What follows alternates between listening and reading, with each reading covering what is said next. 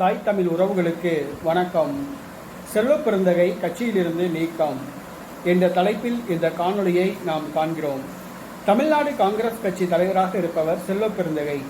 இவரை கட்சியிலிருந்து நீக்க வேண்டும் என்று கோரிக்கை எழுந்துள்ளது. இவர் காங்கிரஸ் கட்சியில் சேர்வதற்கு முன்பாக 4 கட்சிகளில் பயணித்தவர். விடுதலை சிறுத்தை கட்சி, பகுஜன் சமாஜ் கட்சி, புரட்சி பாரதம், புதிய தமிழகம் ஆகிய கட்சிகளில் பயணித்தவர், பொறுப்புகளில் இருந்தவர். இவர் மேல் கட்ட பஞ்சாயத்து, அடிதடி வழக்குகள் உள்ளன. சமூக விரோத செயல்களில் ஈடுபட்டதற்கான வழக்குகள் உள்ளன.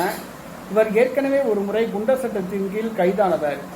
இந்த சூழ்நிலையில் 5வது கட்சியாக காங்கிரஸ் கட்சிக்கு வந்துள்ளார். காங்கிரஸ் கட்சியில் திமுகவுடன் மோதல் போக்கை கடைபிடித்து வருகிறார்.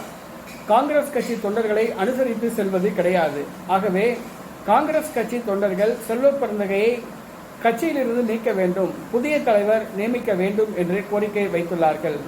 மகாத்மா காந்தியின் கொள்கைக்கு நேர்மாறாக சட்டவிரோத செயல்களில், சமூக விரோத செயல்களில் ஈடுபட்ட செல்வ பெருந்தகையை காங்கிரஸ் கட்சி தலைவராக நியமிக்கப்பட்டிருப்பது காங்கிரஸ் கட்சிக்கு மிகப்பெரிய அவமானம்.